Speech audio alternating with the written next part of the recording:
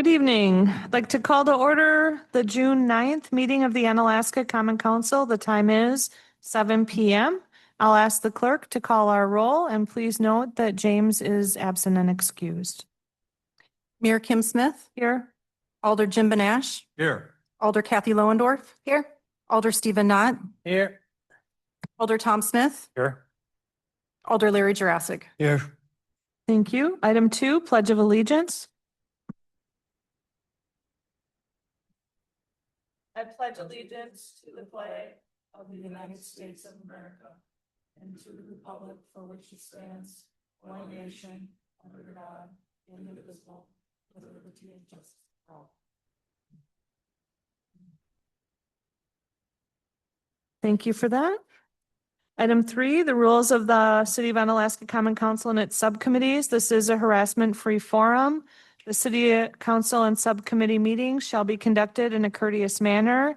Citizens, council, and committee members shall be allowed to state their positions in an atmosphere free of slander, obscene remarks, or threats of violence. Sufficient warnings may be given by the sergeant at arms or the chair at any time during the remarks, and in the event that any individual shall violate the rules of decorum as set forth, such person may then be cut off from comment or debate. Item 4 is public input. This is a time where any member of the public may give input to the Common Council. If you choose to do so, please come forward, state your name and your address, and please limit your comments to 3 minutes. Would anyone from the public like to address the Common Council this evening? Second call for anyone wishing to address the Common Council this evening. Third and final call for any public input. Not seeing or hearing anyone, that item is now closed, and we'll move on to the report from the mayor. First, we'll have item A, which will be a report from the La Crosse Area of Chamber of Commerce. And we have Sam Cinta here to give us a presentation or talk about the chamber. Come on up, Sam. Welcome.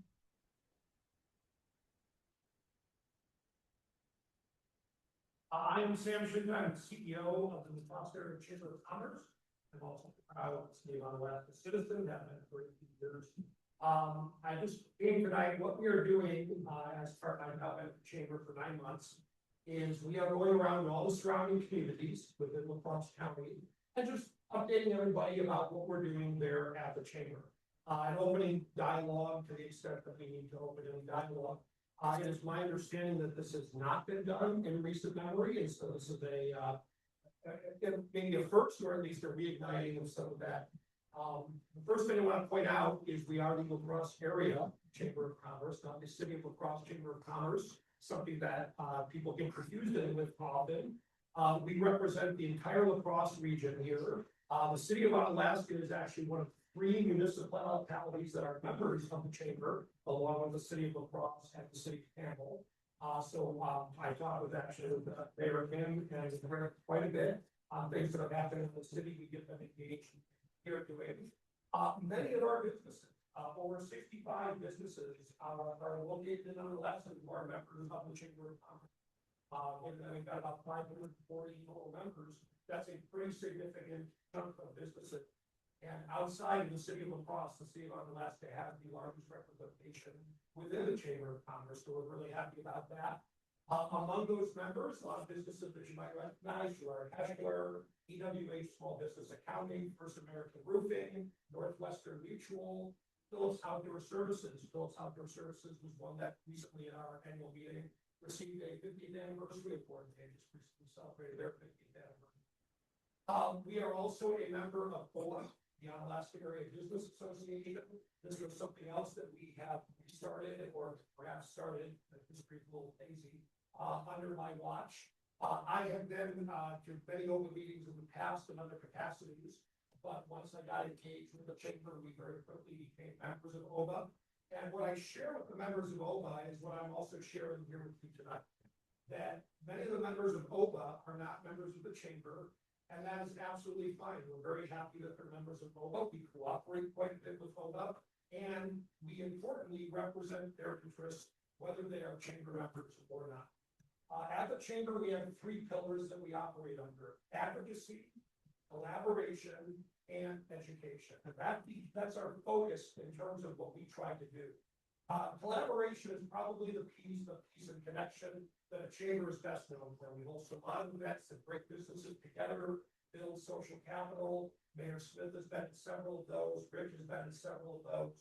And it's just an opportunity for the business community to work together, to find opportunities to share knowledge, also just to build third places in a virtual way off. Education, we offer a lot of education programs for our member businesses, including leadership programs, servant leadership programs, and also specific education programs that speak to things like HR issues, workforce issues, emerging issues that businesses are all facing these days. And then finally, advocacy. This has become a real big pillar for the work that I've been doing since we started here. I've got a background with some advocacy. I've actually served on several committees in the city of Alaska, starting with, I was the original chair of the Waterfront Planning Commission back in 2009. Worked with Jared, and worked with Dan, worked with a variety of folks here in the city of Alaska in that capacity. So with our advocacy, what we're doing is we're both trying to lift up the business community and advocate for the business community, but importantly also advocate for this Coulee region and for Western Wisconsin. And we've got several initiatives. So when we look at the various initiatives that we're looking at, some of them are hyper-local, but many of them are regional or even statewide.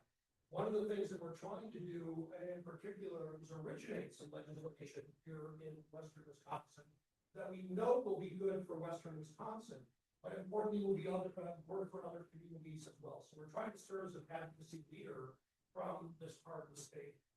And so far have been pretty successful in some of the work that we've been doing. So again, I'm just here to introduce myself, introduce the chamber, open that pathway to any of you, because any of you, my door is open. If you've got questions, concerns, thoughts, want to make sure that you are aware that we are here. We are here to serve. Again, the mayor and Rick have been very, very good about communicating and keeping apprised of everything in the chamber. We've done letters of support for Jared when he's come to us in terms of some infrastructure improvements. Just on a side note, and this also ties in with your second piece today, this whole idea of infrastructure and transportation is a major focus of the work that we are doing right now, because basically all business starts with infrastructure and transportation. If we don't have good infrastructure networks, and in Western Wisconsin, we are blessed because we are one of the few communities in the upper Midwest that has true multimodal access, meaning we have got navigable river, railroad, state highway, national highway, and airport. Madison doesn't have all of those things. We have all those things here in Western Wisconsin. All those things are important elements for our business community and obviously then for our economic development and for our citizens. So that's it. I'm here to just introduce, but if you do have any questions or comments, I'd certainly love to hear those today. Okay, do the counselors want to ask Sam a question, or are we good with just listening tonight? All right, thank you for coming, Sam. Appreciate it. Okay, item B under my report will be the La Crosse Area Planning Committee Regional Transportation Study. We have Bob Golnick and Travis Kay here from the La Crosse Area Planning Commission. So I'll turn it over to you, Travis. Thank you for coming tonight.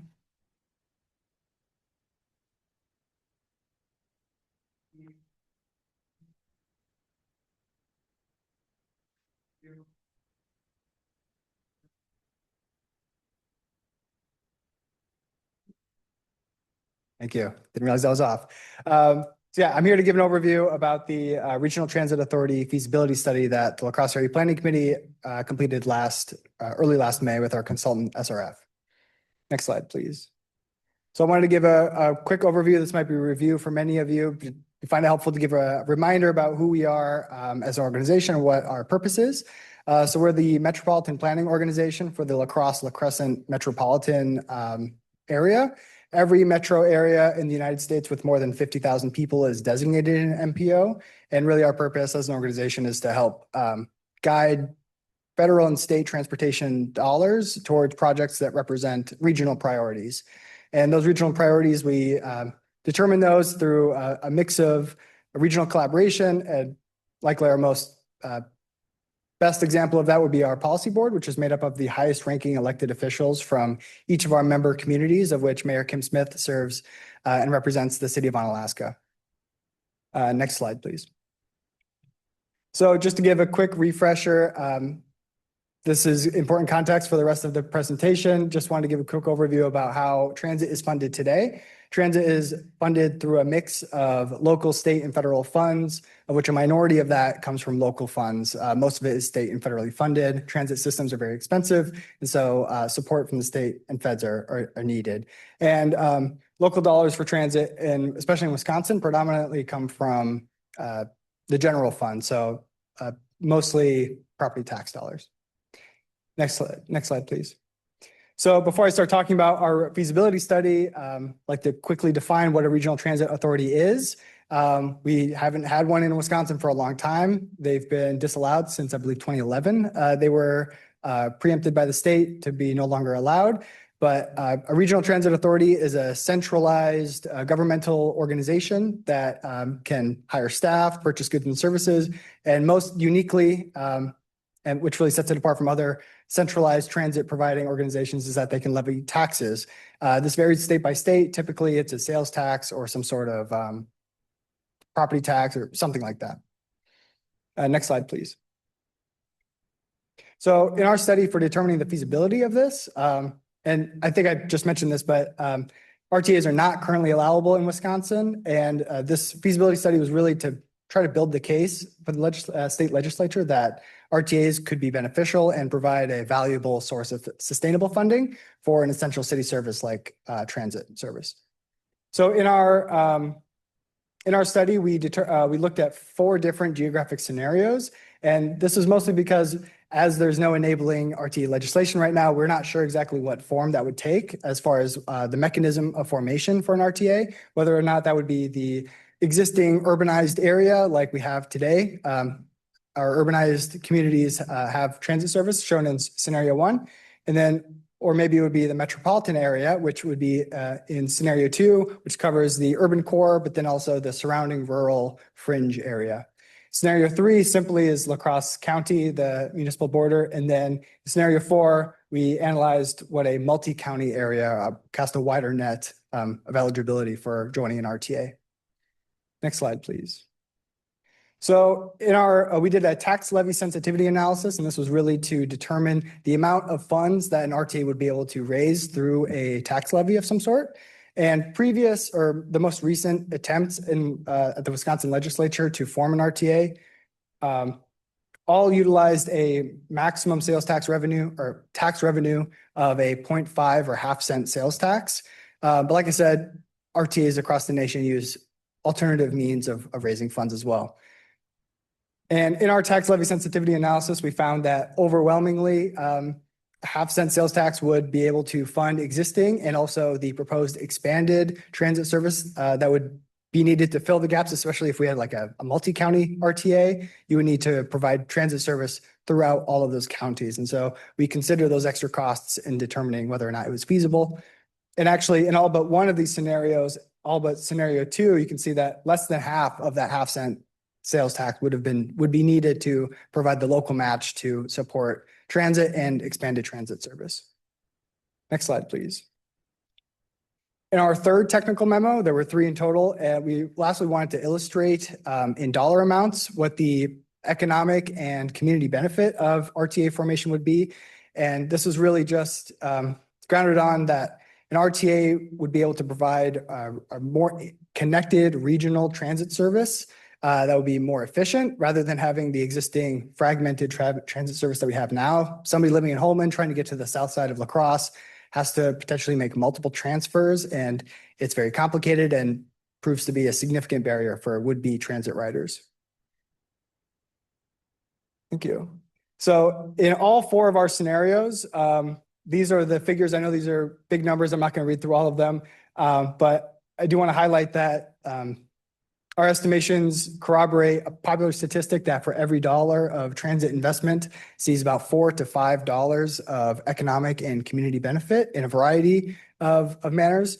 We had 4 specific metrics that we looked at when determining the economic and social benefits. Those being, actually, could you go back up one more? Thank you. Those being economic development, aging in place, health, and household cost. And these were measures that we landed on collaborating with our stakeholder committee for this. We pulled from lots of different sources from around our planning area. Rick Niermeyer served on our steering committee for this project and helped guide some of these measures that we chose, and also throughout the entire process. Next slide. You can keep going. Thank you.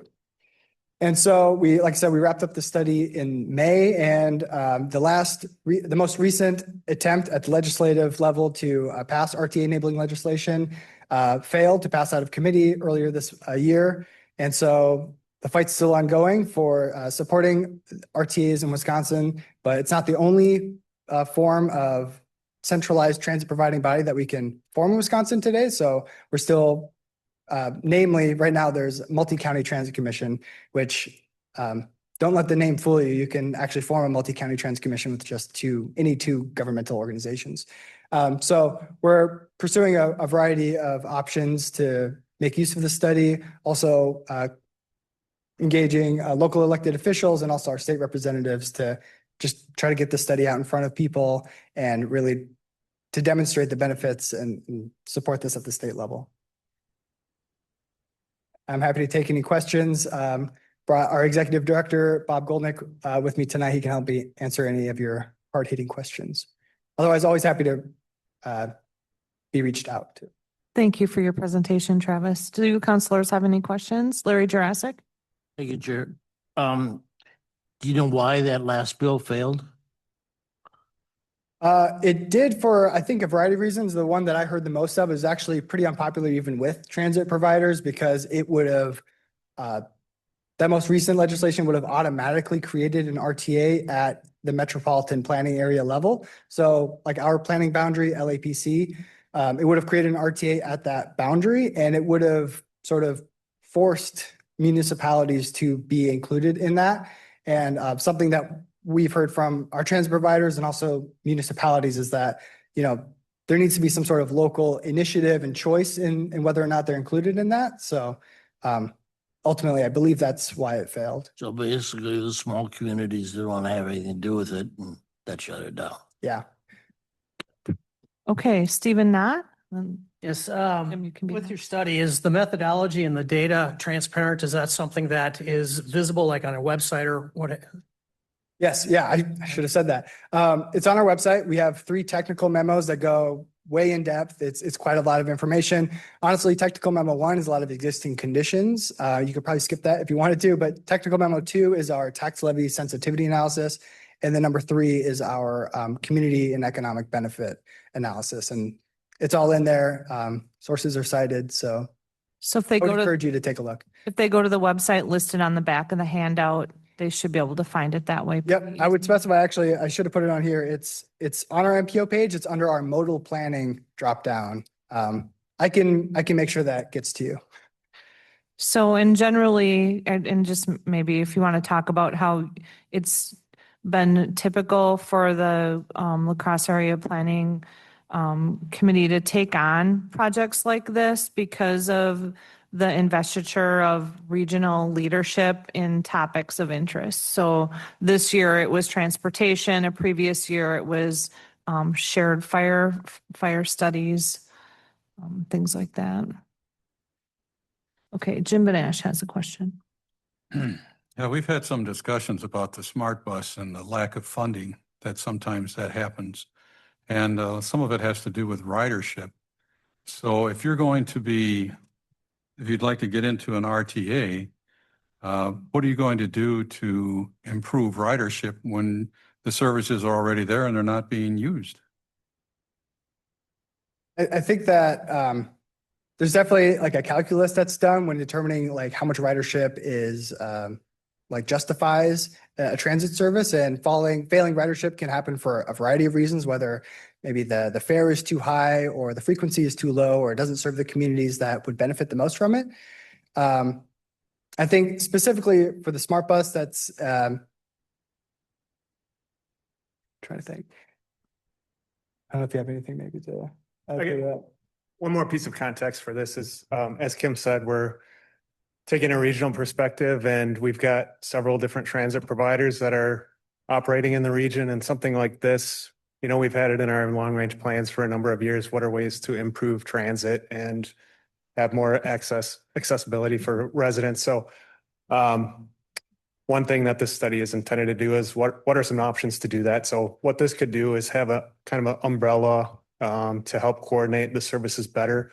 Some, like your DriftLink, is doing great. You have 65,000 rides. I think the last I checked. Smart Bus, you're correct. It's not exactly fitting the needs of, it's probably not right sized where it should be. So one bit of context for that is that something like this could help coordinate those services better, figure out where the demand is, figure out, you know, where people are going, have those services coordinate better. So that's our perspective on that. Does that answer your question? It does in some ways, but another is when the public hears tax levy, increased tax, it is a real struggle here to be able to keep a budget that really works. So I think that's another thing that we'd have to educate people on is maybe not everybody has the ability to own their own car or what have you, and they still need to get around. I mean, I know the Smart Bus would be taking people up to Toma VA and things like that, or to the hospitals. So if we had a service that would allow people that low income or don't have the ability to get around, if there's a way to do that, I think that would be great. But I can see the struggles already with finding this resources, money, and the way costs keep going up, fuel, vehicles that you're going to use, places that you're going to go. I can see the struggle is there, or what you may be looking at. Yeah, as you saw in here, sales tax is the most common way that these are funded in other parts of the country. So that's what we used. One benefit of that is to provide a stable funding source for all of these transit services, which now every year or two you're going and looking for where to find funding, and it's always kind of scraping together to either cut services or maintain existing services, or, you know, constantly figuring out where to make cuts. But I think one benefit of this is some stable, yes, there is a tax of some sort, but a stable budget, and, you know, able to do some strategic planning and things like that. So I think one benefit of this is that I think you'll be able to see some benefits of that tax pretty directly. Thank you. Thank you for that. Any other questions from the counselors or city staff as far as that goes? Okay, thank you all for coming in, and thank you for your presentation. And definitely, I know a lot of hard work went into that and input from others. So thank you, everyone. Okay, item C is recognition of the retirement of Fire Chief Pete Fletty and appreciation for his 25+ years of service. I did hand out the proclamation that I presented to him before his retirement. His last workday was June 4th. I just wanted to have that on. He's not here tonight, but I did want to have that publicly recognized at our meeting tonight. Definitely miss him and appreciate his service to our community. And item number D, the swearing in of Jeremy Southworth as the interim chief. Come on, Jeremy.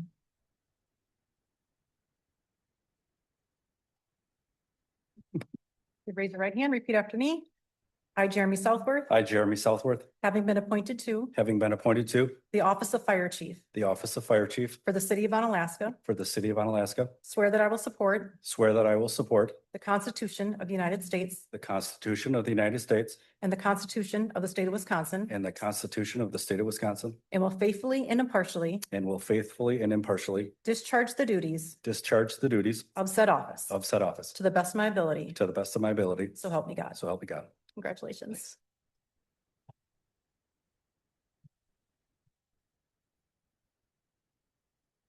Thank you, Joanne. Congratulations, Jeremy. Okay, item E, discussion on the La Crosse County resolution regarding the creation of an ad hoc committee regarding data centers. This is more for information. La Crosse County has put forth a resolution and created a committee. I've asked Jim Benash, and he has agreed to be our representative for the city of Onalaska on this committee. They'll be meeting periodically starting tomorrow to discuss this.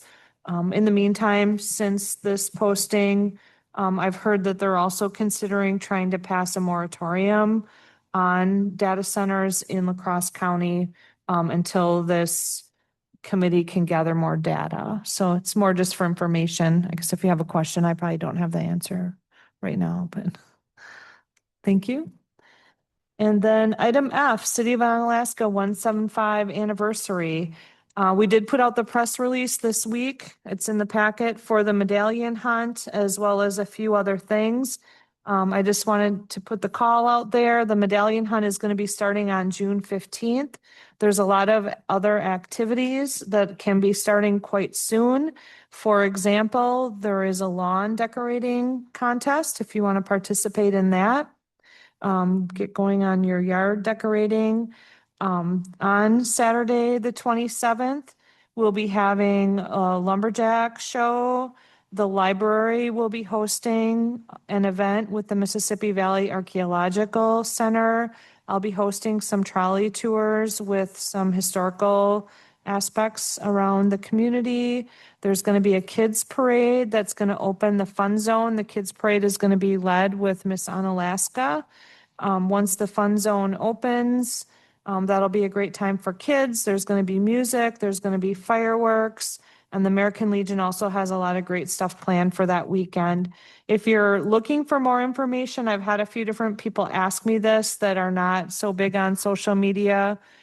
We do have it on our city website, and we are trying to get the postings out. So be sure to check what all is going on that weekend because we're really planning to have a great party. So moving on, recommendation for approval and or possible action from the following committees, commissions, boards, and officials. All items listed under the consent agenda are considered routine and will be enacted by one motion. There will be no separate discussion on these items unless a council member requests removal, in which event the item will be removed from the consent agenda and considered in the order of business in the non-consent agenda. Are there any items the councilors would like removed from the consent agenda? If there are none, I will entertain a motion to approve. Make a motion that we approve the consent agenda as is. We have a motion to approve the consent agenda by Tom Smith. It's been seconded by Kathy Lohendorf. All those in favor to approve the consent agenda? Your Honor, could we do this by roll call? Just because we're. Oh, that's right. I Couple forgot about ordinances that. Yeah, sorry, that's my mistake. Okay, so the motion was made by Tom Smith. It was seconded by Kathy Lohendorf to approve the consent agenda. If you are in favor, please say aye when your name is called. If you are opposed, please say no. Larry Jurassic, Aye. Stephen Knott, Aye. Tom Smith, Aye. Jim Benash, Aye. Kathy Lohendorf. Aye. Okay, the motion passes unanimously with 5 votes in favor. Thank you for that. The consent agenda has been approved. Okay, moving on to the non-consent agenda. Number 7 is a recap of items pulled from the consent agenda. There were none. That brings us to item 8, the Finance Committee. Tom Smith. The following list of monies that expanded from since the last common council meeting dated May 12, 2026 is $2,560,973.86. I'll make a motion to approve. Second. Okay, motion has been made by Tom Smith. It's been seconded by Kathy Lohendorf to approve the vouchers as described. Is there any discussion? All those in favor, please say aye. Aye. Any opposed, say no. Motion carries unanimously. Thank you. Item number 9, Board of Public Works and Utilities. Item A, 2026 7th Avenue Wall Street reconstruction bid. The bid opening was today. Those tabulations are in front of you, and I'll turn it over to our Public Works Director, Jared Holter, to give us some narrative. Jared? Thank you, Your Honor. We did hand out the bid opening from this morning. We did have 5 bidders, all pre-qualified, and did submit bids. You see the bid tabulation in front of you. We are recommending McCabe Construction in amount of $988,563.70. We did have $1,078,000 for this project in the capital improvements budget. I'll move to approve. Second. Okay, we have a motion on the floor by Stephen Knott. It's been seconded by Larry Jurassic to approve the bid for the Seventh and Well construction project as described by Jarrett Holter to McCabe Construction. Any further discussion? Jared, can you repeat what you had in the budget? $1,078,000. Thank you. Okay, any other questions or comments? Okay, the motion on the floor is to approve as described. All those in favor, please say aye. Aye. Any opposed, say no. Motion passes unanimously. Thank you. Item number 10 is the city administrator report. This was handed out to us. You should have it in your hands. I'll move on to item 10, adjournment. Move to adjourn. Second. Motion by Kathy Lewandorf, second by Stephen Knott to adjourn. All those in favor, please say aye. Aye. We are adjourned. The time is 7:31. 7:31. Thank you, everyone, for coming in tonight.